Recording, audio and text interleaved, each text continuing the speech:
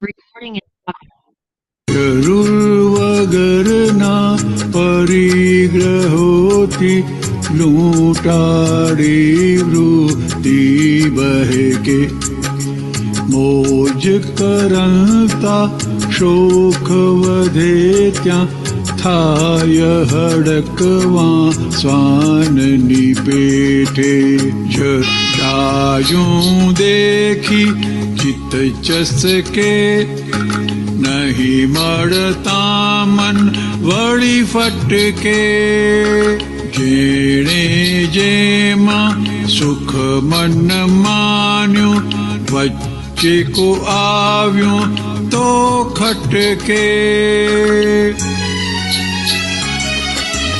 અક્રમ જ્ઞાની ક્રમ સંયોગે નિત અજનબી વાતું કાઢે પરમાત્મ હેતુ સત્સંગે વૃત્તિ વાળે મોક્ષ માટે નિજ આત્માના પૂર્ણ પ્રકાશે ક્યાંય બુદ્ધિ ભેદ ન પાડે તેવા લઘુતમ ગુરુતમ દાદા મોક્ષ જ આપે નિર્વિવાદે કાયમ ભરતી સત સપ્રેમે રજ માત્રેના હોય કશાય ઘાટ નથી જ્યાં કોઈ સાંસારિક દાદા પરમાત્મા સોહાય નામી પ્રપોટો માથે પડ્યો એવું જ્યારે જ્ઞાનથી ભાસે તે શુદ્ધ જ્ઞાન જ વિરતી લાવે અવિના ભાવે મોક્ષોલ્લાસે જ્ઞાન દશાનું શ્રીફળ વિરતી પ્રજ્ઞ દશા સમજી અટકે અંતરની શુદ્ધ જ્ઞાનાધારે બાહ્ય ચરિતે શુદ્ધ વર્તે કરવાની કંઈ જરૂર નથી ફરજિયાત છે ઉદય કરમ કેવળ જ્ઞાન ક્રિયા કર્તૃત્વે મરજિયાત છે મોક્ષ ધર્મ હું બોલું ને હું જ સુણું છું તે ઉપયોગી સ્થિરતા થાશે જાણ્યું જોયું ભાવ ઉદાસે જગત અસર સૌ ભૂસાતી જાશે જાણ્યું જોયું ભાવ ઉદાસે જગત અસર સૌ ભૂસાતી જાશે જગત અસર સૌ ભૂસાતી જાશે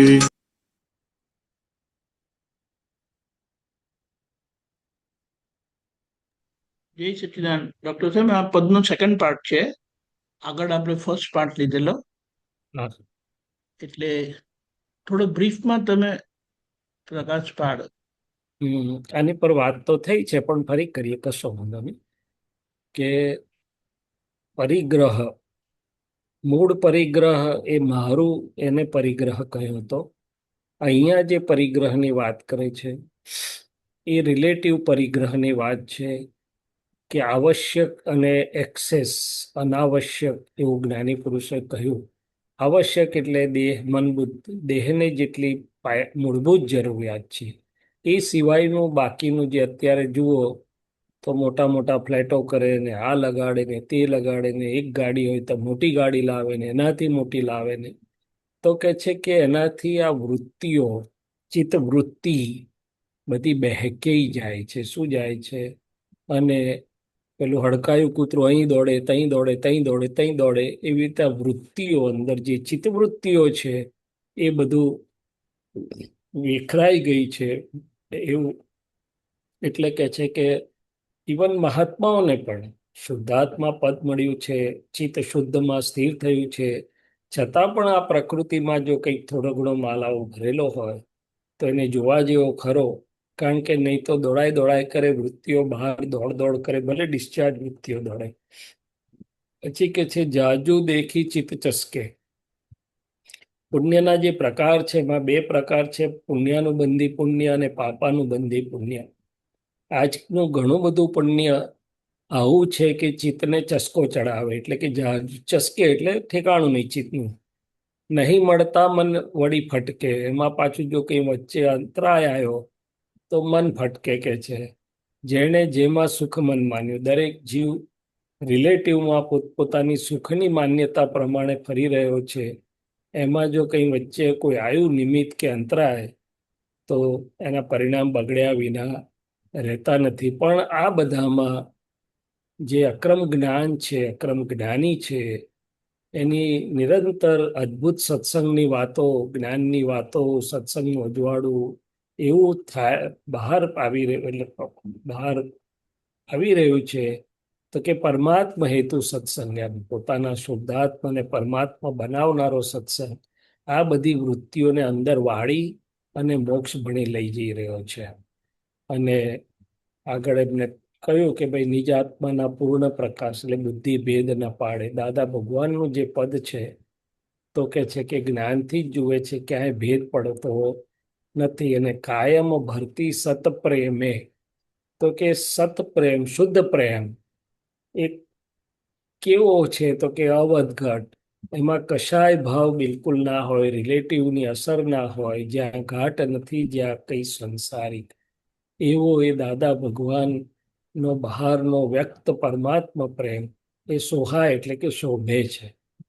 અને આ નામી એટલે કે હું શૈલેષ છું, નામધારી ફાઇલ એક છે, પરપોટો જે છે એ માથે પડ્યો એટલે કે એ જ મોટી ફાઇલ છે એવું જ્યારે સમજાય ત્યારે પોતે છૂટો પડીને એ જ્ઞાનથી પછી આખી પ્રકૃતિ ઓગળવા લાગે. અવિના ભાવી મોક્ષોલ્લાસે. એટલે આ રીતે એ કહેવા એટલું જ માગે છે કે આ રિલેટિવને પણ જોવા જેવું છે. એની વૃત્તિઓ, પરિગ્રહો બધા બહેકે નહીં, પણ સંયમિત થઈને. એટલે દાદા ભગવાનનું એક વાક્ય હતું કે જેના મન, વાણી, કાયા સંયમિત છે એનો આત્મા પોતાના સ્વરૂપમાં સ્થિર છે અથવા સ્થિર રહી શકે છે. ચિત્તની દશા એ કરીને છે. અને જ્ઞાન દશાનું શ્રીફળ વીરતી, એટલે કે આ જ્ઞાન રિલેટિવ અને રિયલ બંનેમાં કાર્યકારી વિજ્ઞાન એ વિરતિ એટલે કે અનાવશ્યક કે અશુદ્ધિ બધી ખરી પડવી. અને પ્રજ્ઞ દશા, પ્રજ્ઞાના પ્રકાશમાં એ ભૂલો થતી અટકી જાય તો અંતરની શુદ્ધ જ્ઞાન ધાર એક બાજુ ચાલે. હું શુદ્ધાત્મા છું, મન વચન કાયથી જુદો છું, અનંત જ્ઞાન દર્શન વાળો છું. અને બાહ્યાચારમાં એટલે કે મન, વાણી, કાયામાં શુદ્ધતા વર્તે, બાહ્ય ચરિતે શુદ્ધ વર્તે. બંને સાથે સાથે ચાલે છે. કરવાની કઈ જરૂર નથી, ફરજિયાત છે ઉદય કર્મ. એટલે કે મન, વાણી, કાયાને વ્યવસ્થિત ચલાવી રહ્યું છે. પણ હું જ્ઞાતા દ્રષ્ટા છું, એ જે મારું સ્વભાવ ધર્મ મરજિયાત છે. અને હું બોલું ને હું જ સુનું છું. એટલે કે ઉપયોગ સ્થિરતા માટેનો એક પ્રયોગ છે કે આ નીકળતી ટેપ રેકર્ડના જ્ઞાતા દ્રષ્ટા ભાવેને જોવું, જાણવું અને સાંભળવું. એટલે કે ઉપયોગ સ્થિરતા માટેનો આ એક ઉપયોગી પ્રયોગ છે. ઉપયોગ સ્થિરતા થશે.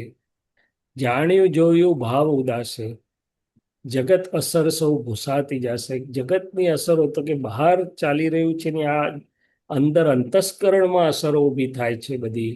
એ અસરોનો હું જોનારો, જાણનારો માત્ર છું. એનાથી મુક્ત એવો હું શુદ્ધાત્મા છું. વિતરાગ ભાવ, ઉદાસીન ભાવ એ સંભાવથી જોવાથી આખું બધું ચોખ્ખું થઈ જઈ શકે છે. એટલે અંતસ્કરણની અને બધી ઘણી વિજ્ઞાન પ્રયોગની વાત આવી.